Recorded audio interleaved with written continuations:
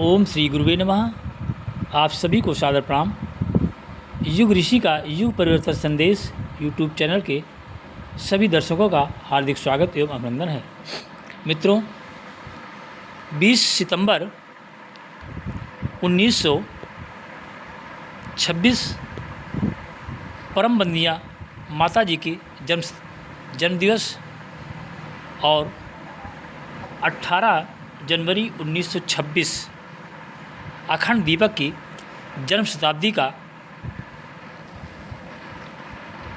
वर्ष 2026 आने वाला है। जन्म शताब्दी समारोह के उपलक्ष्य में आज रायबरेली जिले में शांतिवन से विशेष गोष्ठी के लिए 2 सदस्यीय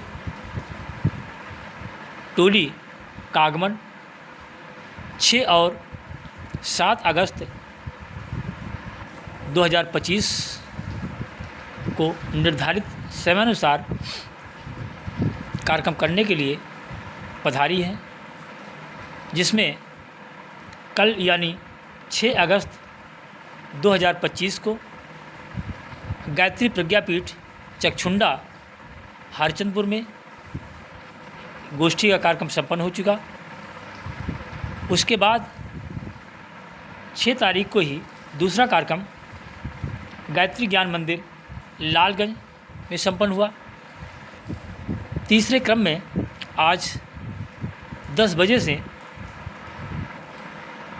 सलोन तहसील के गायत्री चेतना केंद्र लंबुई में कार्यक्रम की डेट निश्चित थी, जिसके तहत शांतिवन के भाइयों की टोली हमारे यहाँ उसका आगमन हुआ और कार्यक्रम संपन्न किया जा रहा है। इसके बाद इस कार्यक्रम के समापन के बाद यहाँ से टोली सीधे जाएगी गायत्री शक्तिपीठ रायबरेली, जहाँ पर 2 बजे से 4 बजे तक का उसका कार्यक्रम है। उसके बाद ये टोली यहाँ से रायबरेली से विदा होकर के चली जाएगी फतेहपुर के लिए। फतेहपुर से उन्नाव, कानपुर, अन्य ज़िलों में क्रमशः ही टोली चल रही है। तो आइए अब सुनते हैं इस टोली का क्या संदेश लेकर के भाई लोग आए हैं। जन्म शताब्दी प्रयास के क्रम में हम लोगों क्या जिम्मेदारी है वो अपना सूत्र के रूप में बताएंगे, जिन्हें हम लोग आने वाले समय में इम्प्लीमेंट करेंगे। तो आइए अब सुनते हैं शांतिवन की टोली का मुख्य कार्यक्रम। ओम शांति। लीटर दूध खरीद पाए या न खरीद पाए, लेकिन 20 रुपया लीटर पानी तो खरीद के पीना पड़ेगा। डॉक्टर ने कह देगा बस शहर का पानी मत पीना, मशीन लगवाओ घर में, मशीन का पानी पियो। तो ये पानी किसने जहर कर दिया, ये हवा किसने जहर कर दी, ये सब्जियां किसने विषैली कर दिया, ये अनाज किसने विषैला कर दिया। तो मैं आपको क्या बताऊँ, हमारे भाई हमको मिले, उन्होंने कहा भैया हमारे नाना जी तो कुछ घर खाते पीते नहीं थे और उनके घर में भी कोई कुछ खाता पीता नहीं था। हमारे मामा मामी कोई कुछ नहीं खाते पीते नहीं, उनको भी कैंसर हो गया। और आप लोग कहते हो तंबाकू से कैंसर होता है, लिखा भी होता है तंबाकू से कैंसर होता है। तो जरा ये बताओ कैसे उनको कैसे हो गया। तो उन्होंने बताया कि भैया आज के युग में बीड़ी पीने वाला आदमी आधी बीड़ी पी करके उगल देता है, पूरा धुआं निकाल देता है, थोड़ा वो भले ही निकल जाए वेग में आवेश में, लेकिन मित्रों पूरा का पूरा उगलने का प्रयास करता है। लेकिन हाय रे आदमी सामने बैठा पूजा कर रहा हो, सामने बैठा प्राणायाम कर रहा हो तो पूरी बीड़ी पी जाएगा। मित्रों आज तो सारी हवा में जहर भर गया है, आज सारी सब्जियों में जहर भर गया है, आज सारी अनाज में जहर भर गया है। और मित्रों ये जहर किसने घोला, जहर आपने घोल दिया। पहले एक कालियानाग था, आज ये आदमी स्वयं कालियानाग हो गया। इस आदमी को देख करके जल रहा है आदमी को देख करके खा रहा है आदमी, दूसरे का कर्म से छीन करके आजकल पर पड़ रहा है आदमी। तो सारी धरती पर इस आदमी ने हाहाकार मचा दिया। आज ये आदमी ने अपने जीवन की कीमत को छोड़ दिया। मित्रों आज आदमी दुनिया का हिसाब लगाता है, आदमी सब तरह का मूल्य सोचता है, लेकिन आदमी अपने जीवन का मूल्य खो बैठा है। और जब किसी वस्तु के मूल्य का पता न हो तो आदमी उसका नाजायज लाभ ले देने लगता है। तो तुम क्या आज आदमी ने अपने जीवन का मूल्य भूल करके जाने दुनिया की सभी वस्तुओं के मूल्य के बारे में पता लगा रहे आदमी, मित्रों सोने की अंगूठी पड़ी हो और तुमको पता ना हो कि सोने की है, तो आदमी पाँव के नीचे रौंदता चला जाएगा जैसे उसके नीचे कुछ भी नहीं है। मित्रों लेकिन कोई ये ना ले कि अरे सोने की अंगूठी है, तो आदमी उसको कहीं पड़ेगा, चाहे उसके ऊपर सैकड़ों लोग चले जाए, चाहे वो मृत्यु को प्राप्त हो जाए, लेकिन वो सोने की अंगूठी प्राप्त करने का भरसक प्रयास करेगा। क्यों? क्योंकि मित्रों उस अंगूठी के मूल्य का पता चल गया है। मित्रों आज आदमी अपने जीवन के मूल्य को भूल करेगा, और जब आदमी अपने जीवन के मूल्य को भूल बैठता है, मित्रों मैं आपको क्या बताऊं, जब आदमी का उदाहरण समाप्त हो जाता है दुनिया से, तब वो परमात्मा इस आदमी का उदाहरण बन के आ जाता है। पहले माताएं बहनें स्वेटर बुनती थी, पहले स्वेटर बुनती थी सराई अंगूर लेकर के, अब तो पहले मशीनों में बुना जाता है, अब खरीद बनाते हैं। लेकिन हम लोग छोटे छोटे थे तो हमारी मम्मी हमारे लिए स्वेटर नाप के बीनती थी, और बीनने से पहले कुछ सीखना हो, कोई तरीका सीखना हो तो इतना बड़ा नमूना बनाती थी, छोटा सा 2x2 का 3x1.5 का नमूना बना लेती थी। और कोई पड़ोसी कहे अरे बहन जी आज मुझे तो बढ़िया स्वेटर मिला है, ये कहाँ से सीखा? अरे सीखना हो तो मैंने वहाँ मायके में सीखा था, नमूना रखा है, अब ले जाओ। और मित्रों नमूना दे देती, अब उसी से वो बहन 3 फंदा ऊपर 2 फंदे नीचे, 1 फंदा इधर 2 फंदा लाल 2 फंदे काले, और मित्रों पूरा स्वेटर बन गया। ऐसे आदमी का परम पूज्य गुरुदेव कहते थे आज के समय में आदमी का उदाहरण समाप्त हो गया। और जब आदमी के जीवन से उदाहरण निकल जाए, जब आदमी के जीवन से आत्मीय का निकल जाए, फिर मैं आपको बताऊं एक किसान का खेत नदी के किनारे था, नदी के किनारे खेत में उसने बाजरा बो दिया, बाजरा अंकुरित हो रहे थे, चिड़िया आकर के चुग रही थी। अब किसान बेचारा चिड़ियों को इधर से उड़ाए तो किसान चिड़िया जाकर के नदी के किनारे बैठ जाए, जब नदी की ओर से उड़ाए तो दौड़ करके इधर आके बैठ जाए, फिर इधर से उड़ाए तो नदी की ओर जाके बैठ जाए। अब किसान बहुत परेशान हो गया। अंत में किसान ने नदी के किनारे पेड़ के नीचे बैठकर सोचने लगा अब चाहे सब मिट जाएगा, मैं अब चिड़ियों को उड़ाने दौड़ूंगा नहीं, चाहे सब मिट जाए। सोच करके हताश होकर के बैठ गया। तब तक देखा नदी की ओर से थैली लेती हुई आ रही है, थैली को निकाला, थैली खोला, देखा मेरा सोना जान है, बड़ा प्रसन्न हो गया। उसने सोचा अब तो बड़ा अच्छा हुआ, अब दौड़ना नहीं पड़ेगा, और मित्र मुस्कुराता हुआ गया और नदी के किनारे से उठ करके दूसरे छोर पे जाकर एक पेड़ के नीचे बैठ गया। मित्रों चिड़िया नदी के किनारे आने बैठे तो निकाले एक पत्थर और फेंक दे, चिड़िया उड़ जाए, पत्थर नदी में गिर जाए। मित्रों आदमी ठट्ठा मार के हंसे, कभी फिल्मी गाए, कभी गजल गाए, कभी कव्वाली गाए, कभी ठुमरी गाए, कभी घाघरा गाए। मित्र बड़ा प्रसन्न ताली बजाता हुआ ठट्ठा मार के हंसता हुआ गाता बजाता हुआ एक एक पत्थर फेंकता चला गया। मित्रों शाम हो गई, गाय घर को वापस जा रही थी, चिड़िया अपनी बसेरी पे जा रही थी।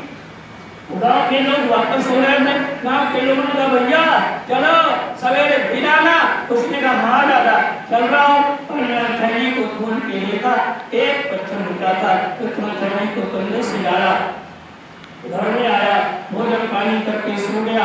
सवेरा हुआ, पत्थर थैली को ले जाना भूल गया, तो धीरे धीरे बात बड़ा हो गया। दिन के 3 पल होते हैं। मित्रों समय आने पर बहुत दिनों के अरसे में 10-12 साल बीत गए, 13 की जिंदगी थी, लेकिन धीरे धीरे करके एक समय ऐसा आ गया घर में बहुत गरीबी आई। इतनी गरीबी आई, इतनी गरीबी 3 दिन तक भोजन नहीं दिया, पर पत्नी पानी पी पी करके 3 दिन किसी प्रकार काटे, चक्कर आने लगा। अब किसान करता क्या, मित्रों की भीख मांगने की आदत नहीं थी, फावड़ा उठाया, खेत की ओर गया, थोड़ी सी मेड़ चढ़ाई, और मेड़ चढ़ाने के बाद मित्रों थक गया तो बस पेड़ के नीचे अपना गमछा बिछा कर लेट गया। तो नींद भी नहीं आ रही थी, उठ कर बैठ गया। क्या बहन मित्रों पत्नी बार बार सोच रही थी क्या मैं डालूं, कुछ तो नहीं है, घर में कोई बर्तन भी मजबूत नहीं है, कपड़े भी कोई मजबूत नहीं है, कोई मजबूत सामग्री नहीं है, कैसे खर्चा चलेगा, कैसे आज का भोजन बनेगा। उसने कहा चलो कोई बात नहीं, ढूंढ रही थी तब तक वो थैली दिखाई पड़ गई। मित्रों थैली को जो नहीं पकड़ा, थैली का कपड़ा सड़ गया था, कपड़ा फट गया, लेकिन वो पत्थर दूर गिरा।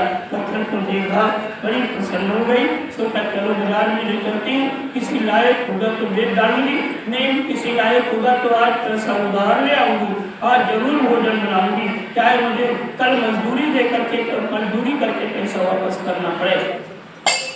हुआ ये कि वो पत्थर को लेकर के बाजार में गई, एक सेठ को दिखाया, कहा सेठ जी आज 3 दिनों से भोजन नहीं बना, आप कृपा करके आज के भोजन की व्यवस्था कर दीजिए, अगर नहीं हो सकता है देखो ये बड़ा पत्थर अगर किसी लायक है तो आप खरीद लो। तो सेठ ने पत्थर को उठाया, हथेली पर रखा, बड़े गौर से देखा, फिर उसने एक शीशा उठाया, शीशे को आँख से लगाया, एक आँख दबाई, फिर बड़े ध्यान से देखा, फिर उसको समझ में नहीं आया, फिर उस पत्थर को अपनी तौलिया से रगड़ के साफ किया, फिर हथेली पर रखा, फिर वो शीशा उठाया, फिर उसने देखा, उसने कहा बहन पत्थर को मैं आपका खरीद लेता, लेकिन कारण यह है कि अभी अभी मेरा सेठ आया था, मैंने भुगतान कर दिया है, इस पत्थर की कीमत मेरे पास है नहीं, अब आप चाहो तो पड़ोस की दुकान से देख लो। मित्रों बहन जल्दी से पड़ोस की दुकान में गई, पड़ोसी सेठ ने पत्थर को देखा, उसने कहा बहन जी मैं पत्थर तो आपका खरीद लेता, लेकिन मेरे मालिक है नहीं, मैं नौकर हूँ, मालिक फिर किसी काम से बाहर गए और इतना बड़ा व्यापार करने का मेरा अधिकार नहीं है, ऐसा करो पड़ोस की दुकान से देख लो। मित्रों अगले दुकान पर गई, उस नौजवान ने पत्थर को देखा, उसने कहा माता जी पत्थर तो मैं आपका खरीद लेता, लेकिन मेरे पापा है नहीं, मैं इसका हिसाब नहीं लगा पाऊंगा, क्योंकि अभी इस मामले में मैं थोड़ा कमजोर हूँ और पापा कल आ जाएंगे, माता जी आप अगर हो सके तो कल आ जाना, कल आपके पत्थर का पूरा हिसाब पापा कर देंगे। मित्रों सब हमारे मरी के हाल में पत्थर लगता है किसी लायक नहीं है, तब तक वो अगले दुकान पर गई, उस दुकानदार ने फिर पत्थर को देखा, फिर वो शीशा उसने आंखों पर लगाया, बड़े गौर से देखा, उसने कहा बहन जी पत्थर को मैं आपका ले लूंगा, लेकिन एक शर्त है। कहा क्या शर्त है? कहा शर्त ये कि अगर आप चाहो तो जितना पैसा मेरे पास है मैं आपको दे दूंगा, आपके पत्थर का वजन और आप जो मैं आज पैसा दे रहा हूँ वो पैसा मैं आपकी पर्ची पर लिख दूंगा, अपने रजिस्टर पर भी लिख दूंगा, और कल शाम को मेरा मनी आ जाएगा, हम दोनों लोग बैठ के पूरा हिसाब कर लेंगे, बाकी भुगतान आपको कल कर देंगे। अब उस बहन ने कहा अरे सेठ जी एक टाइम के भोजन की व्यवस्था हो जाए, बाकी आप कर दे देना।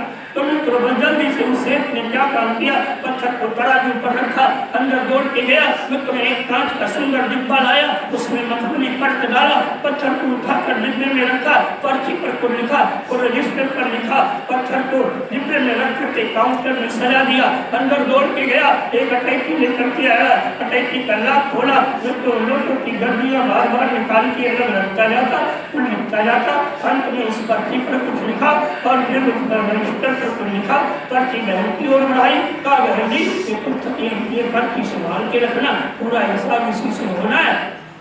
और मित्रों जल्दी से वो अटैची बहन की ओर बढ़ाई, बहन जी ये पर्ची पर मैंने पूरा पैसा लिख दिया तो मैं आपको दे रहा हूँ, मैंने अपने रजिस्टर पर भी नोट कर लिया है, अब इस पर्ची के रखने की जिम्मेदारी आपकी है, नहीं तो मेरे रजिस्टर का हिसाब आपको मानना पड़ेगा। और बहन इतनी खुश हुई, बहनों की एक आदत होती है, बहनों को कुछ नहीं जाए तो खुश नहीं होता, जिनकी खुशी का ठिकाना नहीं लगता है, आप अंदाजा नहीं लगा सकते कि कितना खुश हो। और कुछ बहनों के घर में जरा सा दुख आया, जरा सा कुछ होता है तो इनके दुख का भी आप जल्दी ठिकाना नहीं लगा पाओ।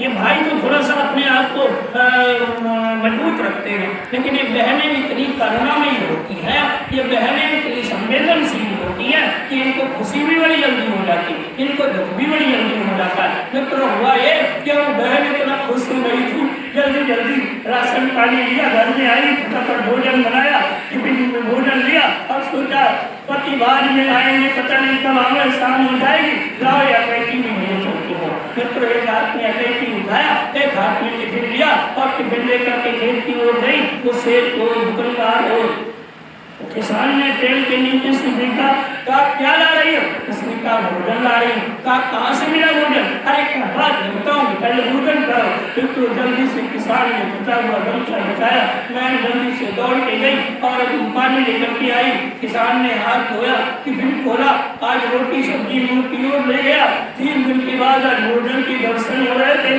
तब तक उस बहन ने कहा, अरे तुम जानते नहीं हो, मैं भी नहीं जानती थी, मेरे घर में एक पुराना पत्थर पड़ा था, उसको तो कुछ पता नहीं था, थैली सड़ गई थी, लेकिन वो थैली तो फट गई, लेकिन वो पत्थर में बाजार में ले गई। तो लोगों ने तो मना कर दिया, लेकिन एक सेठ ने पर्ची दिया है, क्योंकि किसान पढ़ा लिखा था, पर्ची को हाथ में लिया, वो पढ़ने लगा। तब तक उस घर ने कहा, अरे पर्ची बाद में पढ़ना, इधर नहीं तो फिर तो रात खोला, लड़कों से भरी हुई गर्मियाँ दिखाया था, इतना पैसा उस सेठ ने दिया है, तो किसान हाय भगवान, इतने सारे पत्थर में एक एक करके नदी में फेंकता रहा और मैं फिर भी गाना गाता रहा, गजल गाता रहा, कव्वाली गाता रहा, ठुमरी गाता रहा, दादरा गाता रहा, हंसता रहा, चट्टा मारता रहा, थाली बजाता रहा। तो क्या बात है, आज आदमी अपने मूल के जीवन के मूल्य को भूल जाने की वजह से आदमी निरर्थक सारे जीवन को बर्बाद कर देता है।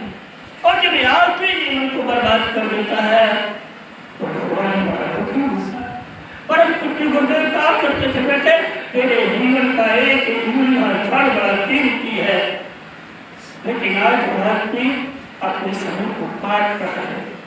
और जब आदमी अपने समय को काटने लगता है, भाई बहनों मैं आपको क्या बताऊं, आज ये आदमी अपने समय को काट रहा है।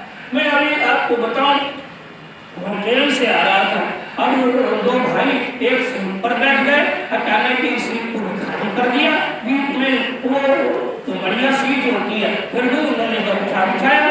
तो मैंने कहा मैंने सोचा शायद भोजन करने जा रहे हैं, तब तक उन्होंने वो कार्ड की इतनी बड़ी डब्बी निकाली और फटाफट ये थोड़ा उनको दिया, थोड़ा सेब लिया, फिर थोड़ा उनको दिया, क्या करना, उन्होंने कहा पूरे 17 घंटे के चला है, इसलिए समय काट रहा हूँ। अब ये आदमी आज समय काट रहा है, तो हाय ये आदमी कितना समय कीमती समय प्राप्त करके आदमी समय काटता है, तो ये आदमी अपने जीवन के मूल्य को भूल गया है। और जब जब ये आदमी अपने जीवन के मूल्य को भूल जाता है, तब तक वो परमात्मा आदमी बन करके इस धरती पर आता है और वो आदमी की समय के जीवन की कीमत बता जाता है। मित्रों, आपकी बात भी वो परमात्मा इस धरती पर आदमी बन करके आया। मित्रों, कैसे आया, क्यों आया, कहाँ आया? और मित्रों, आपकी बात विशेष करके उसने समय की कीमत बताई है। गुरुदेव ने दावे के साथ कहा कि 80 साल के बहुत सारे लोग होंगे जो इस धरती पर घूम रहे होंगे, लेकिन बेटे मेरे जीवन को जाग कर देखना तो अभी तक कोई ऐसा अवतार नहीं आया जितना काम गुरुदेव ने किया किसी अवतार ने किया हो। बताना तो क्या है, समय की कीमत गुरुदेव ने समझी, एक महीना जब भी बर्बाद नहीं किया। गुरुदेव के बारे में लोग बताते हैं दाहिने हाथ से लिखते थे और दाहिना हाथ जब थक जाए तो दाहिने हाथ को सिस्ताने के लिए छोड़ देते थे, बाई हाथ से लिखते थे। तो वाह रे लेखनी, वाह रे जीवन, मैं आपको क्या बताऊं, वह परमात्मा स्वयं उस धरती पर उदाहरण के रूप में आ गया। अब की बात को राजा महाराजा के यहाँ नहीं आया, अब की बात को तीर तलवार लेकर के नहीं आया। मित्रों, अब की बार कहाँ आया? मित्रों, अब की बार आगरा से गणेशर रोड पर 16 किलोमीटर दूरी पर एक छोटे से गांव में उसका जन्म हो गया। गांव में क्यों आया? मित्रों, गांव में इसलिए आया, आज का आदमी शहर पसंद कर रहा है, आज का आदमी एसी पसंद कर रहा है, आज का आदमी कूलर पसंद कर रहा है। मित्रों, परमात्मा ने सोचा कि आगे चल करके सारी दुनिया में शहर को ही भगवान मान लेगी, इसलिए उन्होंने गांव में जन्म लिया। मित्रों, छोटा सा गांव था, गांव में जन्म लिया और मित्रों को छत्री बन करके नहीं आए, अब की बात ब्राह्मण बन के आए। ब्राह्मण के घर में जन्म लिया। ब्राह्मण के घर में क्यों जन्म लिया? मित्रों, ब्राह्मण के घर में इसलिए जन्म लिया कि आदमी को जिंदा था, मिश्रा जी तो है, तिवारी जी तो है, पांडे जी तो है, पाठक जी तो है, वाजपेयी जी तो है, लेकिन मित्रों आदमी के अंदर का ब्राह्मण तो मर गया है। आदमी के अंदर का ब्राह्मण की मर्यादा, ब्राह्मण की तपस्या, ब्राह्मण का वैभव, ब्राह्मण की गौरव समाप्त हो गया है। और मित्रों ब्राह्मण का गौरव, ब्राह्मण का वैभव, ब्राह्मण की प्रतिभा, ब्राह्मण की तपस्या मिट जाए तो मित्रों ऋषियों ने कहा कि ब्राह्मण का ब्राह्मण तो सो जाता है, और जब ब्राह्मण का ब्राह्मण सो जाता है तो सारा जमाना सो जाता है, सारी धरती सो जाती है। जिस देश का ब्राह्मण कुमार्ग चलने लगता है वो देश कुमार्ग पर चलने लगता है और पतन की ओर चला जाता है। तो इसलिए परम पूज्य गुरुदेव का अवतार एक छोटे से ब्राह्मण की घर में हुआ। तो भागवत पुराण के प्रखंड विद्वान थे, 500 बीघे के काशकार थे, तो इतने प्रकांड विद्वान आज बच्चा पैदा होता है और जैसे ही थोड़ा सा बड़ा हो जाए, आज बच्चा 3-4 साल का हो जाए, तैसे LKG, UKG और जाने कौन कौन से KG में आदमी नाम लिखाने लगता है, सोचता है बच्चे को इंग्लिश मीडियम स्कूल में पढ़ाऊंगा। लेकिन वह ब्राह्मण मित्रों उंगली पकड़ कर की परम पूज्य गुरुदेव की बात किशोर अवस्था में, छोटी सी अवस्था में भय किशोर जन का दीन जने गुरु पिता मित्रों क्या है लड़का ही के रघुवरवाणी नीति प्रीत बालक पहचानी। मित्रों किशोर अवस्था में परम पूज्य गुरुदेव के पिताश्री लेकर के काशी की धरती पर गए, इसे इंग्लिश मीडियम में ले गए। मित्रों काशी की धरती पर गए, हो नार निर्माण की हो चीखने पर अभी भरोसा कह रहे थे कि भैया जो वाणी अंतरंग से निकलती है तो बाहर की बनावट काम नहीं करती। मित्रों इसीलिए हमारे यहाँ गायत्री को महाविद्या कहा गया है। हमारे दिव्य की पुस्तक में गायत्री ना आवाहन है ना गायत्री नमन लिखा है। दिव्य की पुस्तक को पढ़ना, उसमें गायत्री आवाहन भी नहीं लिखा है और गायत्री नमा भी नहीं लिखा है, उसमें महाविद्या नमन लिखा है। मित्रों गायत्री महाविद्या है, एक होती शिक्षा, एक होती विद्या, एक होती महाविद्या। शिक्षा होती है जो बाहरी बनावट को संवारती है, गणित, अंग्रेजी, भूगोल, संस्कृत, विज्ञान, इतिहास, ये सब शिक्षा है। गणित के माध्यम से हमें जान सकते हैं तो क्या कि कठिन से कठिन सवाल लगा सकते हैं, लेकिन जीवन का सवाल हल करने के लिए मैथमेटिक्स काम नहीं काम करेगी। अंग्रेजी के माध्यम से अंग्रेजी फटाका बोलना आदमी को आ जाएगा, लेकिन हिंदुस्तान की बोलना बढ़िया तो अंग्रेजी के माध्यम से नहीं आ सकती। तो क्या मतलब है, हिंदी के माध्यम से आदमी हिंदी के कठिन से कठिन शब्दों का व्याकरण को लगा लेगा, लेकिन हिंदुत्व आदमी के जीवन में आ जाए, आदमी के जीवन में हिंदुस्तान की महत्वपूर्ण योजना आ जाए, महत्वपूर्ण सूत्र आ जाए, इसके लिए तो हिंदी काम नहीं करेगी। केवल हिंदुस्तान की गरिमा की ऊर्जा की जरूरत है। भाइयों बहनों, भूगोल के माध्यम से आदमी जान जाएगा।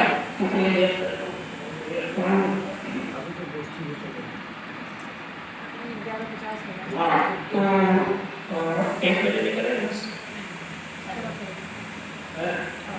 कर रहा था कि भूगोल के माध्यम से कौन सा स्थान किस स्थिति में है ये आप जान सकते हो, लेकिन आदमी को जंगल में डाल दिया जाए और जंगल में मंगल की योजनाएं बन जाए तो इसके लिए विद्या की जरूरत है। इतिहास के माध्यम से आदमी ये जान सकता है कि बाबर ने कितनी बार आक्रमण किया, कैसे विजय प्राप्त किया, लेकिन आदमी के जीवन का इतिहास लिखने के लायक हो जाए तो इसके लिए केवल शिक्षा काम नहीं करेगी, विद्या काम करेगी। मित्रों और हनुमान जी के बारे में कहा गया विद्यावान गुणिया चातुर राम कार्य करने को आतुर। तो हनुमान जी किस विद्यालय में पढ़ने गए जरा बताना, उनके अध्यापक कौन थे जरा बताना। तो क्या है उनके विद्यालय, उन्होंने कागज कलम हाथ में नहीं लिया नहीं लिया, कहीं ऐसा नहीं आया। एक बार तो उनमें बरवे रामायण में लिखा हुआ कि पाषाण खंडों में हनुमान जी ने पूरी रामचरितमानस अपने नखाग्र से लिखी है, तो जो अलग बात है। मित्रों लेकिन किसी प्रिंसिपल का नाम का आप पता नहीं बता पाओगे किसने पढ़ाया। और विद्यावान गुणिया चातुर राम कार्य करने को आतुर कहने का भाइयों बहनों, आदमी के जीवन में विद्या का समय में सुनाए। विद्या अलंकृत बनावट है, विद्या से कर्मा, संवेदना, प्यार, गुलाम, सरकार, भक्ति ये मात्र विद्यालय की पढ़ाई से नहीं आएगा, ये आंतरिक बनावट है और आंतरिक बनावट विद्या से आती है। और मित्रों उसी आंतरिक बनावट में जब गायत्री का समावेश हो जाता है, उसी आंतरिक बनावट में गायत्री का समावेश हो जाता है, फिर आदमी देवता बन जाता है। और मित्रों देवता बनाने वाली देवी का नाम गायत्री है, देवता बनाने वाले मंत्र का नाम गायत्री मंत्र है। और मित्रों ये मंत्र जब सिद्ध हो जाता है तो आदमी भगवान तक पहुंच जाता है, उसको भगवान कहने कहने का तात्पर्य सुनिए है, वास्तव में वो परमात्मा अवतार लेकर के आया और उस जीवन में नाम नहीं पाया गया। उसको पंडित मदन मोहन मालवीय जी के यहाँ काशी की भर्ती पर लेकर के उसके पिता से गए, काशी की भर्ती पर गए और मित्रों पंडित मदन मोहन मालवीय जी ने प्रथम दीक्षा दे दिया। प्रथम दीक्षा देते समय मंत्र को हमको भी लोगों ने सिखाया, मंत्र को सबको लोगों ने सिखाया, मंत्र हमको भी एक भाई ने ऐसे दीक्षा दिया और एक अक्षर पढ़ाया। मित्रों मैंने भी पढ़ा और मैंने भी याद किया, सबको याद कराया जाता है, हमको भी याद कराया गया और परम पूज्य गुरुदेव को पंडित मदन मोहन मालवीय जी ने याद कराया। लेकिन मित्रों उनकी बात को परम पूज्य गुरुदेव ने गांठ मान लिया। उन्होंने कह दिया बेटे जो गायत्री मंत्र मैं तुमको सिखा रहा हूँ एक साक्षात काम नहीं है। मित्रों इस बात को परम पूज्य गुरुदेव ने पूर्णतया मान लिया। लेकिन क्या आज तक हम लोग मान पाए? आज तक हम लोग मान पाए? हम लोगों ने गुरु जी की बात को पूर्णतया माना? साक्षात परम पूज्य गुरुदेव ने उस पंडित मदन मोहन मालवीय जी को पूर्णतया मान लिया। जैसे सबरी ने पूर्णतया मान लिया तो भगवान उसके घर बुढ़ापे में भी आए, तो आए कि नहीं आए? तो ठीक उसी प्रकार मैं निवेदन करना चाहता हूँ कि अपने गुरु की बात, प्रथम गुरु पंडित मदन मोहन मालवीय जी की बात को परम पूज्य गुरुदेव ने माना और मान करके मित्रों जीवन में उतारा और आए और अपने घर के छोटी सी कोठरी में एक छोटा सा दीपक जलाया। दीपक क्यों जलाया? कोई फोटो नहीं रखा। तो दीपक इसलिए जलाया क्योंकि दीप परमात्मा आदि ज्योति है, परमात्मा परम प्रकाशक है। परमात्मा जो है कोई रूप नहीं है, परमात्मा कोई नाम नहीं है, परमात्मा कोई मूर्ति नहीं है, परमात्मा कोई फोटो नहीं है। मैंने तक चला सुने काना कर्म कर्म करे विघ्नाना हेमाई वक्ता वजोगे आनंद सकल भोगी। परमात्मा के बारे में ओम भूर्भुवस्सुः कहा गया, पर गायत्री मंत्र में कोई देवी देवता का नाम नहीं आया है, कोई मूर्ति का नाम नहीं आया। मूर्ति तो गुरुदेव ने इसलिए बनाया कि छोटे छोटे बच्चों को अभ्यास कराना था, इसलिए मूर्ति बना दी। तो क्या है? परमात्मा सर्वरक्षक परमात्मा का नाम है, जो प्राण स्वरूप है, दुखनाशक है, सुखपूरक है, श्रेष्ठ है, तेजस्वी है। मित्रों उसको एक छोटे से दीपक में अवतरित कर लिया गुरुदेव ने। वारे गुरुदेव ऐसा दीपक जलाया ऐसा कि आज तक अभी तक किसी ने ऐसा दीपक इस धरती पर नहीं जलाया। अब बाद में जलेगा कि नहीं जलेगा मित्रों मैं दावे के साथ कह सकता हूँ, किसी भी युग में किसी भी भगवान ने ऐसा दीपक जलाया हो तो बताना। तो ऐसा दीपक जलाया कि साक्षात दीपक के समक्ष कई जन्मों के गुरु को भी आना पड़ा। आए और दीपक पूरी कोठरी प्रकाश से भर गई। अचानक टेलीविजन सीरियल जैसे तीनों जन्मों के दृश्य आए। परम पूज्य गुरुदेव डर गए। दादा गुरुदेव ने कहा डरो मत, तुम्हारे 3 जन्मों का गुरु है। भाइयों बहनों किस दिन कोठरी पूरी प्रकाश से भरी? 1926 के वसंत पंचमी को 1926 में दीपक भी जलाया और वसंत पंचमी को दादा गुरुदेव के दर्शन भी हो गए। तो दादा गुरुदेव के दर्शन वसंत पंचमी को है। परम पूज्य गुरुदेव ने कहा मेरे जीवन में यदि कोई परम प्रिय दिन है, सबसे प्यारा दिन है तो बेटे वसंत पंचमी का दिन है। परम पूज्य गुरुदेव ने कहा बेटे वसंत पंचमी के दिन को भूलना नहीं, मेरा जन्मदिन भले ही भूल जाना। आज गायत्री परिवार के 80% लोग गुरुदेव के जन्मदिन को भले ही भूल गए हो, लेकिन वसंत पंचमी को नहीं भूलते। प्रत्येक वर्ष को न कोई आयोजन करते हैं लोग। गुरुदेव ने कहा बेटे और तीसरी घटना और घट गई। तीसरी घटना क्या घटी? साक्षात जगज्जननी जगदम्बिका मैया पार्वती के रूप में उस परम सत्ता का अवतार आगरा शहर में ही हो गया।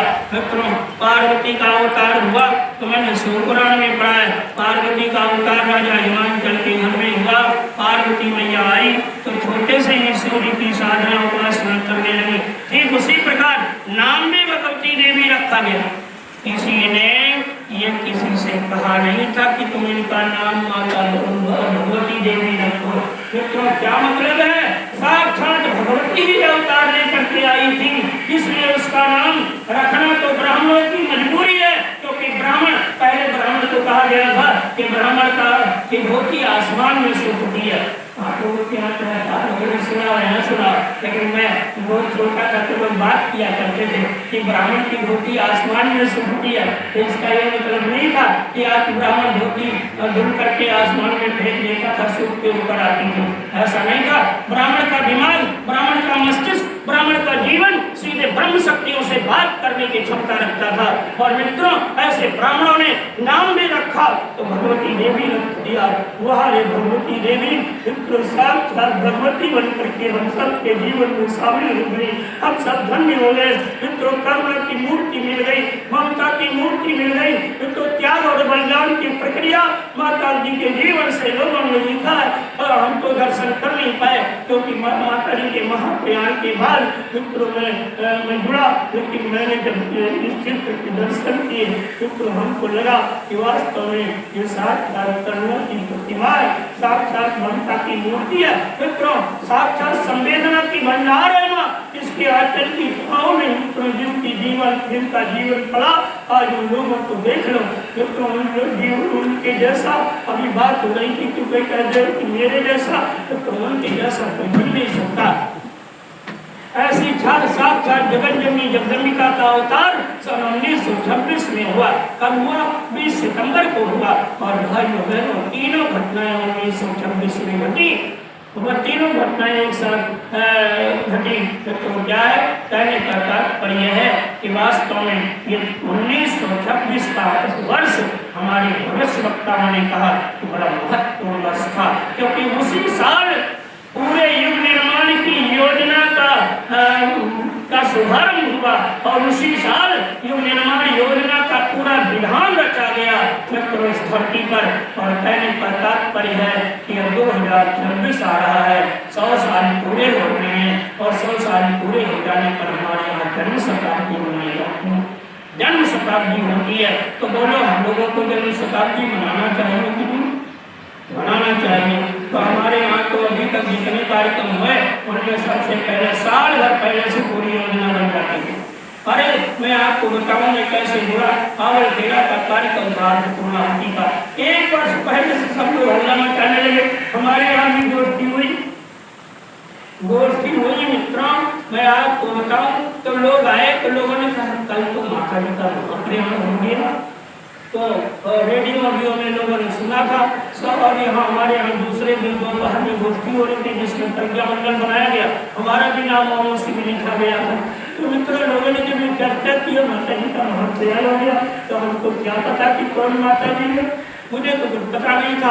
उन लोगों के आंखों में आंसू भी आ गए तो लोग तुरंत कहे कि रिजर्वेशन कराओ तो क्या बस से जाऊँगा, तो सब बात कर रहे थे मैं सुन रहा था।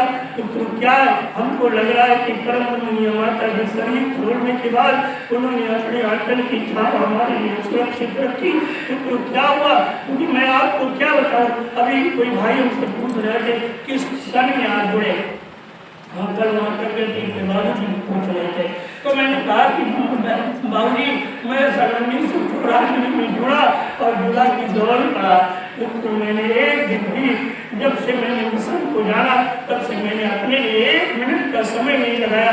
तो कहने का तात्पर्य वास्तव में मैं निवेदन करना चाहता हूँ कि वो आपका वो समय आ गया है जन्म शताब्दी का। जन्म शताब्दी कब, कैसे और कहाँ ये बताने के लिए कि हम आए। तो जन्म शताब्दी कब मनाई जाएगी, कहाँ मनाई जाएगी, कैसे मनाई जाएगी और उसमें हमारा लक्ष्य क्या है, हमारा जीवन क्या है। तो पहले का तात्पर्य है कि जन्म शताब्दी का कार्यक्रम 3 चरणों में होगा। जन्म शताब्दी का कार्यक्रम 3 चरणों में मनाया जाएगा। प्रथम चरण का कार्यक्रम 20 से 22 फरवरी में होगा। यहाँ से सुनेंगे 20 से 22 में जनवरी में प्रथम चरण का कार्यक्रम होगा जो हरिद्वार में होगा। और इस कार्यक्रम में करना क्या है जाने, ये कार्यक्रम कोई स्वाहा का कार्यक्रम नहीं है, कोई यज्ञशाला नहीं करेंगे। ये कार्यक्रम केवल कार्यकर्ताओं के प्रशिक्षण का कार्यक्रम, केवल कार्यकर्ताओं के प्रशिक्षण का कार्यक्रम है। उसमें कार्यकर्ताओं की कार्यशाला होगी, कार्यकर्ताओं को प्रशिक्षित किया जाएगा। इसलिए कोई प्रशिक्षण का कार्यक्रम हो तो वही लोग जाने चाहिए जो उस लायक हो, है कि नहीं। कोई परीक्षा हो गई और पता चला इंटर कॉलेज इंटर की परीक्षा हो रही और इंटर की परीक्षा हो रही और कक्षा 4 का एक बालक उसमें हल्ला मच रहा है, ABCD EFG पढ़ रहा है चिल्ला के, तो सब परीक्षा में ताल्लुक है। तो कहने का तात्पर्य है 20, 21, 22, 23 में जो कार्यक्रम होगा उसमें केवल कार्यकर्ताओं का प्रशिक्षण होगा। कोई भी कार्यकर्ता ऐसा न हो जो छूट जाए। ये जिम्मेदारी ब्लॉक समन्वय की है, महिला मंडल के संचालिका बहनों की है, परियों मंडल के संचालक भाइयों की है और जो हमारे मुख्य कार्यकर्ता कोई पद नहीं है लेकिन मुख्य कार्यकर्ता के रूप में काम करते आए शुरू से उनकी भी अहमियत करके रखेंगे। ब्लॉक समन्वय पूरी कार्यकर्ताओं की सूची बनाएगा और जिला समन्वय को जिले पर उपलब्ध कराएगा। आगे जिम्मेदारी और बहुत ज्यादा जिला समन्वय की पूरे कार्यक्रम पूरे जिले का होता है। अब उसमें कई जिला समन्वय हो गए, एक युवा जिला समन्वय हो गया, एक आओ करने संस्कार वाली जिला समन्वय हो गया।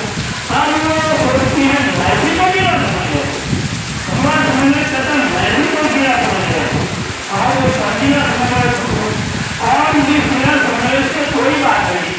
कभी शांति में जाता है तो हर आदमी को शांति में इसलिए लेता।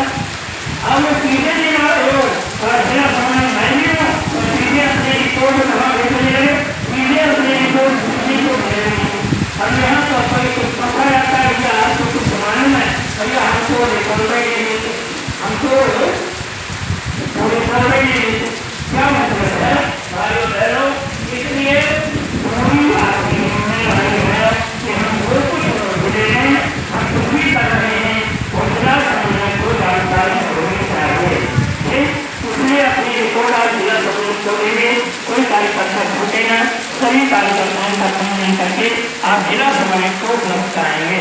दूसरे चरण का जो कार्यक्रम होगा उसकी तैयारी आज से शुरू कर देंगे। क्या करना है, 11 माला का जप करना है। अभी जो नहीं कर रहे हैं वो 3 माला का शुरू करेंगे, 3 माला के बाद 5 माला करेंगे, 7 करेंगे, 3 नहीं करके 11 करेंगे। इनका अभ्यास बिल्कुल नहीं है तो बिल्कुल अभ्यास करेंगे और जब 11 शुरू हो जाएगा 1 महीना पूरा 11 जप लेंगे तो अपना नाम ब्लॉक समन्वय को उठाएंगे। तो पत्रक है दूसरे ब्लॉक समन्वय का अपना नाम करेंगे। ठीक, जब तक आपका 11 माला हो जाए तब तक आप नाम नहीं लिखाएंगे। 11 माला लिखी रखेंगे और जो ऐसे साधक होंगे उन्हीं साधकों के द्वारा दूसरे चरण का निर्णय होगा होगा उसी साधकों के द्वारा हुक्मियाँ पड़ेगी। अनर्गल लोग उसमें नहीं जाए, नहीं भाई सब लोग तैयार हो गए, बाबा दादा नाना नानी पोती पोता ऐसा तैयार हो गया सारे ऐसा नहीं। दूसरे चरण में जो कार्यक्रम रहेंगे उसमें केवल हो जाएगा केवल कार्य करता जाएंगे हुआ जो साधना करे, नहीं तो चाहे चरण का कार्य करता अगर साधना नहीं करता नहीं पूरी ध्यान रखना साधना अनिवार्य। इसलिए कल से आप लोग शुरू कर दें 11 माला नीति जपे और ब्लॉक समन्वय के पास अपना नाम पता करना है। जो अभी 11 नहीं जप सकते हैं तो 3, 5, 7 जब तक जपे तब तक नाम लिखाएंगे। 11 जब पूरा हो जाए 11 करने लगना है तो अपना नाम 3 महीने के बाद करेंगे। वही उसमें देखा है और जो तीसरे चरण का कार्यक्रम होगा तो तीसरे चरण का कार्यक्रम होगा 1000 को मेरी और भारत के 5 जगह में देखा जाएगा। 5 जगह मोर्चा दक्षिण पूर्व पश्चिम चारों कोना है, 4 जगह में होगा, बीच में एक मंच क्षेत्र में भी यह होगा। हो सकता है महीने के अंतराल में हो चर्चा होगा, लेकिन इन 500 या इंशाल्लाह में जब यह प्रकट होगी तो उनको वही यह करनी लाई जाएगी जो परम पूज्य गुरुदेव मथुरा से शांतिकुंज लेकर के आए। शांतिकुंज में आज भी मंत्र विशाला के मंत्र वेदी में वो अपनी तरफ है जो अखंड अग्नि मोदी मथुरा से लाए थे, उसी अखंड अग्नि से 5वें अग्निशाला में अग्नि पूजन होगा और यज्ञ प्रारंभ हो। उसमें सब लोग यज्ञ करें, दादा दादी नानी नाना पुत्र बतौर पोती पोता नाती नाती सब यज्ञ करें, उसमें कोई नहीं छूटे। लेकिन अब पता चला कि आप पहले ही रिजर्वेशन कराए हुए थे, अरे बाबू जी क्या बताएं, हमारे दादाजी वो पहले जुड़े थे, तो दादाजी जुड़े थे, तो दादाजी वाला यज्ञ जो होगा तब दादाजी यज्ञ कर लेंगे, कोई वंचित नहीं रहेगा। लेकिन साधना यदि दादाजी करते हैं तो किसी प्रकार उनको आपके अग्निशाला में ले जा सकते हैं। लेकिन अगर साधना नहीं करते हैं, 11-12 जो करने की स्थिति नहीं है, बहुत दुख हो गए, बैठ नहीं पा रहे हैं, तो आप ऐसा न करें। अनुशासन को तोड़ना हमारे गुरुदेव ने कहा था कि इस मिशन को केवल अनुशासन ही बांधे गया है, बाकी किसी को नहीं। तो इसलिए अनुशासन को आप जीवित रखें, यह हमारा निवेदन है। और ये तीनों कार्यक्रमों में कार्यकर्ताओं की विशेष आवश्यकता है। आप लोग भी कार्यकर्ता हो, आप लोग ये कहा करते आपके हमारे हाथ पाँव हो, और आपके हाथ से मैं काम कराऊंगा, आपके काम से जोड़ूंगा, आपके काम से सुनूंगा, आपके आपको सुनूंगा। इसलिए आप लोग बोले कि ये तीनों कार्यक्रम करने की पूरी योजना आप लोगों के जिम्मे है। इसलिए कार्यकर्ताओं के समय दान की भी जरूरत है। कौन ऐसे लोग हैं जो समय दान करने की स्थिति में है? 1 महीना 15 दिन मिनिमम, इतने ऐसे लोग हैं जो 15 दिन का समय हरिद्वार के उस कार्यक्रम में ले सकते हुए आए।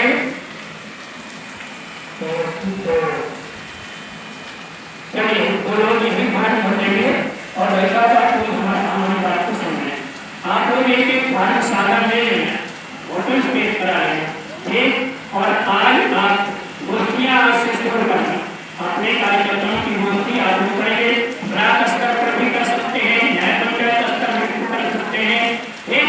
आप अपने जहाँ लगे कि कार्यकर्ता ज़्यादा है, मान लो कोई परिचय बढ़िया से चल रहा हो, आप वहाँ संपर्क कर लीजिए और चले जाना। कौन ऐसे लोग हैं जो समय दान कर सकते हैं, उनका पत्र होगा देना, ठीक। आप स्वयं यहाँ भर के ले लेना, आप जो भर लाना वो पत्र किसी प्रकार पूरा हो जाए या ना पूरा हो। मान लो 10 लोग भर दिए हैं, 10 पत्र आपके तैयार हो गए, बाकी आपके 2 महीने 3 महीने लग जाएंगे, तो जब तैयार होकर दिलवाना। लेकिन जैसे आपके साथ पत्र हो जाए, लगे कि अब तो सुन नहीं रहा है, तो पत्रकार की जगह पर किसी प्रकार पत्र लेंगे, जिससे आपका पत्र शांतिपूर्ण चला जाएगा, हो जाएगा, किसी भी चला जाएगा। तो आप इस प्रकार करेंगे। अभी तक जो समय दान पत्र भरे गए उसमें केवल 4 आसन रखते हैं। कौन? एक तो गायक, दूसरा वक्ता, तीसरा कार्यक्रम और चौथा चालक। केवल 3 चीजें लिखी होती थी, उसी पट्टी पर लगा देना रहता है। लेकिन बड़ी अव्यवस्थाएं हुई और जहाँ जरूरत थी वहाँ लोगों को नहीं लगाया गया और दिक्कतें खड़ी हो गई। कहीं पुल टूट गया, कहीं कुछ हो गया, कहीं कुछ हो गया। तो जिंदगी भर इंजीनियर रहा है या इंजीनियर है और या इंजीनियर रहा है और वो रिटायर हो गया है, तो उसकी बुद्धि कहीं नहीं गई है। वो ये बता सकता है कि भाई साहब ये इतना भार नहीं रोक सकता है, इसको आप ऐसे करो या इसमें आप दिन डालो या आप इसकी लकड़ी और मोटी करो, या हर चीज का एक पैमाना होता है, कितना लोड देना है तो कितने बाई कितना होना चाहिए, ये इंजीनियर जानता है। ये गाँव भर के लोग अंदाजा, हाँ वो लोग हमारे लोग गाँव में हाथ से नापते हैं, कितने हाथ है, किसी का हाथ लंबा होता है, किसी का हाथ छोटा होता है। तो इसलिए सबसे ऊपर इंजीनियरिंग लिखा हो, निर्माण का काम सबसे पहले तो इंजीनियरिंग के आगे ब्रैकेट बनाओ। तो जो इंजीनियर रहे हैं ये अनुभव है, इंजीनियरिंग पास किया है, वो इंजीनियर के आगे टिक लगा देंगे तो आपका उपयोग उस काम में कर जाएगा। जो चालक रहे हैं वो चालक के आगे ब्रैकेट में टिक लगा देंगे। जो विद्युत विभाग में रहे हैं, चाहे वो लाइनें जोड़ते हैं, लाइन बन रहे हो, वो भी टिक लगा देंगे, विद्युत में काम आ जाएंगे। जो चालक है, सभी प्रकार की गाड़ी चला लेते हैं, वो चालक के आगे टिक लगा देंगे। और जो घूर्णालय का काम जानते हैं, घूर्णालय के आगे टिक लगा देंगे। कोई टेक्निक का काम जानते हैं, वो टेक्निकल में आगे टिक लगा देंगे। कोई सजावट का काम गाँव में बहुत अच्छे लोग सजावट में कर लेते हैं, तो प्रदर्शनी में टिक लगा देंगे।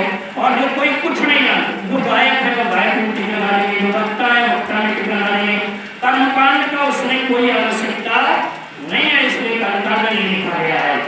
और जो लोग कुछ नहीं जानते, जो जानते हैं कि हम भैया को कुछ नहीं जानते, तो वो आगे 3 आश्रम प्रतिक्रियाएंगे: श्रमदान, भोजनालय, सुरक्षा। अब आपकी जहाँ जरूरत होगी तहाँ आपका उपयोग कर लिया जाएगा, क्योंकि सुरक्षा में भी उसमें कोई बहुत ज्यादा जरूरी नहीं होता, आपको जो जिम्मेदारी सौंपी गई है उसको देखना है। भोजनालय, हाँ मास्टर का काम है नहीं क्या? जितने काउंटर लगेंगे तो उस काउंटर में कहीं मास्टर साहब को बिठा दिया जाए, ऐसा थोड़ा ही। तो आप कहने का तात्पर्य है कि वास्तव में निवेदन है, इसीलिए शैक्षणिक योग्यता लिखा है। शैक्षणिक योग्यता देख के आपको काम सौंप दिया जाए। तो मैं निवेदन ये कर रहा था कि आप लोग फॉर्म भर देंगे, जो 2 भाइयों ने नाम हाथ उठाया है वो यही भर देंगे ताकि नहीं करते नहीं जाए। बाकी एक साथ आप लोग रहेंगे और संपर्क आप लोग करेंगे। काहे के लिए?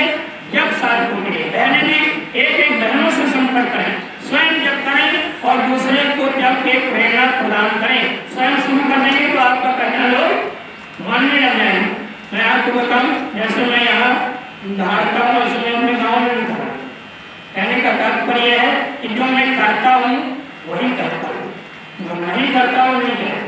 मैं कोई ऐसी बात हमारे दिमाग से नहीं निकलती है कि मैं फंस जाऊँ, फला पुराण में फला जगह फला नंबर श्लोक पर ही लिखा है और पता चला कि कहीं मैंने धोखे में कह दिया उस नंबर पे उस श्लोक नहीं है, तो आदमी तुरंत किताब लेके दौड़ के आए, भाई साहब तुमने तो गलत कह दिया। ऐसा फंसने वाला कोई काम नहीं। तो इसलिए निवेदन है, आप जो करोगे तब कहोगे तो लोग मानेंगे। तो इसलिए समय नाम वाले लोग प्रारंभ करेंगे, जब प्रारंभ वाले लोग अपना नामांकन करा देंगे। पत्रिकाएं को देख दिया, ध्यानपूर्वक सुनेंगे। 17 करोड़ गायत्री परिवार के कार्यकर्ता इस समय परिजन कार्यक्रम करें। 17 करोड़ परिजन है गायत्री परिवार। और आज के 5 साल पहले 5 लाख अखंडोत पत्रिका छपी हुई। अब 5 साल के ही अंतराल में इतनी श्रद्धा बढ़ती चली गई, इतनी श्रद्धा बढ़ती चली गई, इतना गजब का श्रद्धावान गायत्री परिवार का कार्यकर्ता हो गया कि 5 साल के अंतराल में 2,20,000 अखंडोत पत्रिका घट गई, 2,80,000 केवल छपी है। और ऐसे श्रद्धा बढ़ती है तो क्या होगा? 5 साल में अखंडोत पत्रिका जिसको गुरुदेव और माता जी ने अपने कौन पसीने से सींचा था, उन्होंने कहा कि भगवान की जमाई हुई है, ये कभी रुकनी नहीं चाहिए। तो हम लोगों की वजह से, हम लोगों की जो भक्ति की वजह से क्या हो बोलिए जी भगवान की। तो इसलिए निवेदन है वो हमारा चाहे पसीना हमको बहाना पड़े, चाहे हमको समयदान करना पड़े, चाहे हमको अंशदान। अभी मैं कल बात कर रहा था, मैं जिस गाड़ी में बैठा था के वो बैठे थे, तो उन्होंने कहा भैया इसको कैसे किया जाए। हमने कहा जो कार्यकर्ता ये मान के बैठेगा कि चलो कोई बात नहीं, अगर 5 पत्रिका में 5 पत्रिकाओं का ग्राहक बनाता हूँ और कोई पैसा नहीं देगा तो हमें जान लेंगे कि ये 5 पत्रिका का 1500 रुपया मैं 1 वर्ष में होने के काम में खर्च कर रहा हूँ, तब ये पत्रिका बढ़ेगी। आदमी एक पत्रिका का कहीं पैसा देना पड़ जाए बस आदमी इधर उधर भटकने लगता है, भैया कोई लेता नहीं, कोई ये नहीं करता, वो नहीं करता। कोई भी कर्मचारी न छूटे। मैं तो ये कहता हूँ हर कार्यकर्ता को संकल्प लेना चाहिए, कर्मचारियों को अपनी तरफ से दी। मान लो आपके पास पैसा नहीं है, आपको सस्ता के नहीं हो, तो आप उसके लिए अंशदान मांगो, अखंडोत पत्रिका के लिए अंशदान मांगो कि भाई साहब हमको इतने लोगों को अखंडोत पत्रिका पढ़ानी है, आप कृपया करके इतनी पैसा दे दो। मान लो आपका इतना भगवान के काम में लग जाएगा, दे देंगे ना, एक से दानी लोग है। लेकिन अखंडोत पत्रिका का कम से कम 1 पत्रिका जो मंगाता है वो आज संकल्प लेके जाएगा अखंडोत पत्रिका मैं 5 मंगाऊंगा। और एक बात जान लो, अखंडोत पत्रिका तो गुरुदेव लिखते थे, लेकिन युग निर्माण योजना की पत्रिका माता जी लिखती थी। अखंडोत पत्रिका नहीं हो सकता है, समझ में आए, बड़ी कठिन कठिन शब्द होते हैं। आज इंग्लिश का अर्थ लगाना आसान हो गया और हिंदी के कोई ऐसे कठिन शब्द होते हैं कि अर्थ लगाना मुश्किल होता है। तो मित्रों परम वंदनीय माता जी ने युग निर्माण योजना लिखी है और परम वंदनीय माता जी की जन्म शताब्दी है और माता जी की पुष्पांजलि को अर्पित करने के लिए एक मात्र फूल चढ़ा देंगे हो जाएगा। मित्रों जिस पत्रिका को परम वंदनीय माता जी ने लिखा है वो युग निर्माण योजना, वो साक्षात युग निर्माण योजना का संकल्प लेकर धरती पर उतरी है। और मित्रों इसलिए निवेदन है अखंड पत्रिका के सदस्य न बना पाओ तो 5 युग निर्माण योजना के सदस्य बनाओ। वो तो आधे काम पर आती है, मैं तो कहता हूँ 5 की जगह पर 10 बन जाए तो ठीक है। आप जो अखंड पत्रिका के सदस्य न बना पाए वो 10 अखंड युग निर्माण योजना की पत्रिका के सदस्य बनाए। इसी के आधार पर युग निर्माण योजना परम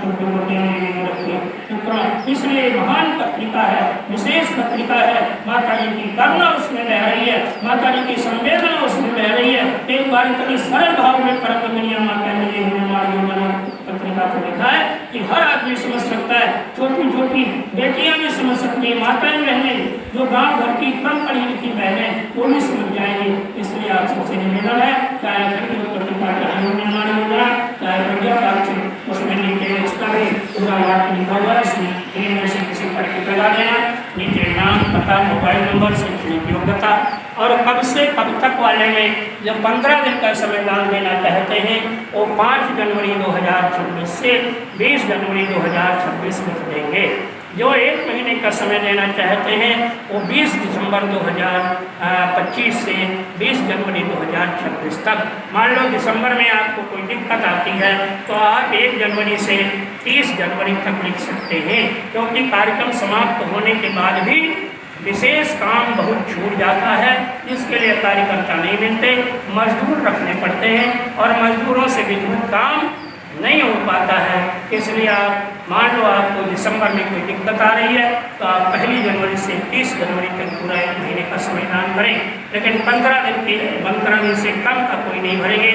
1 सप्ताह जिनको देना होगा, 5 दिन जिनको देना होगा, जो लोग आपके क्षेत्र के वहाँ रहेंगे आप पता लगा लेना, यहाँ से फोन करना, भाई साहब हमारी कोई समय दान पत्रक नहीं भरा है लेकिन मौका मिल गया है, गुरुदेव की कृपा हो जाए, मैं चाहता हूँ हमको भी कहीं आप बता दीजिए, मैं आ जाऊँगा और या मैं आ रहा हूँ, आप हमको भी कहीं लगा लीजिए भैया आप अपने साथ, तो वो आपकी आवास की व्यवस्था करवा देंगे, आपके गांव के हैं, नगर के हैं, क्षेत्र के हैं और अपने साथ आपको काम में भी लगा लेंगे, आपका भी भोजन हो जाएगा।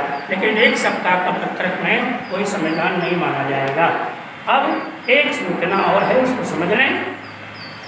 सूचना ये है कि माता जी का जन्मदिन आ रहा है। कब है? 20 सितंबर। माता जी का जन्मदिन 20 सितंबर को है। तो 20 सितंबर को क्या करना है?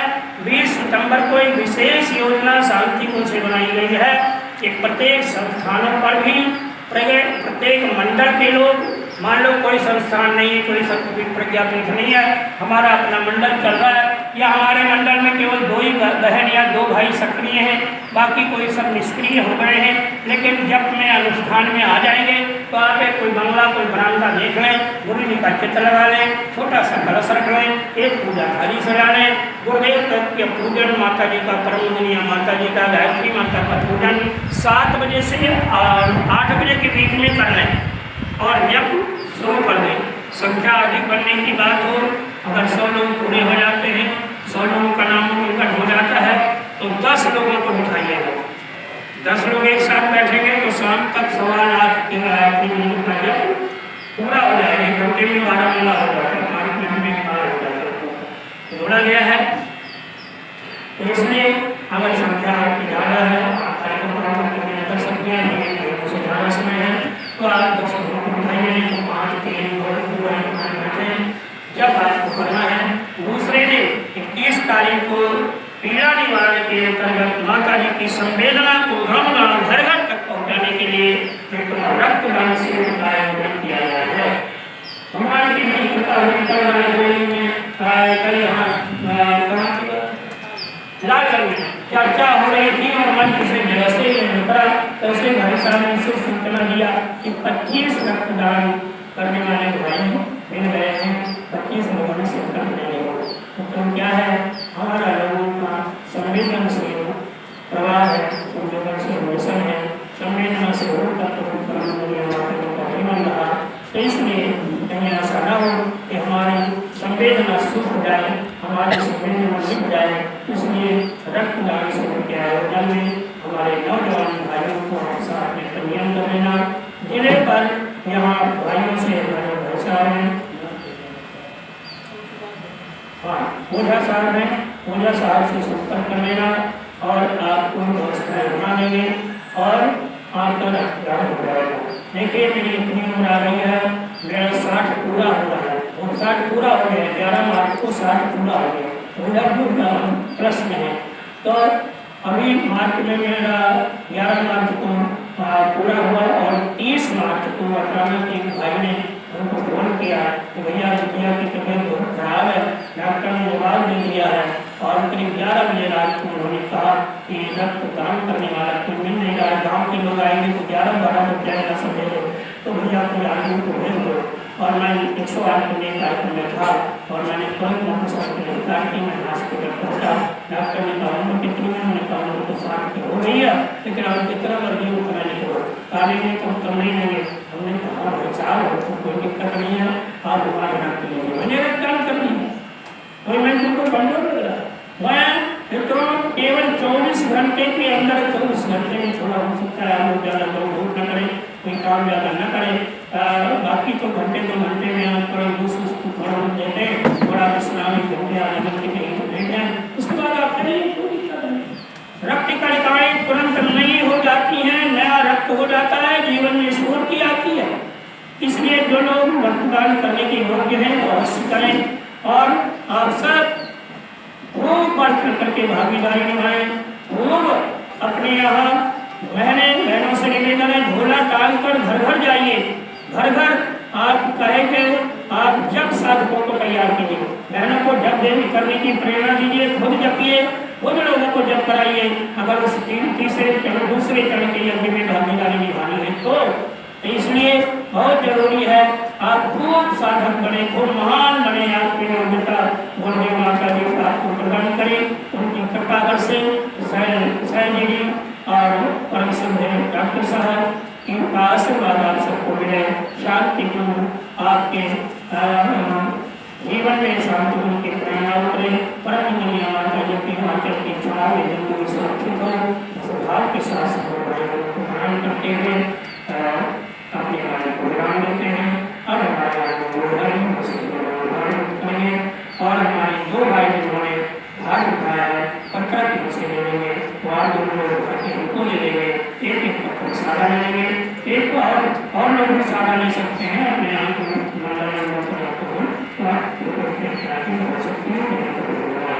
आइए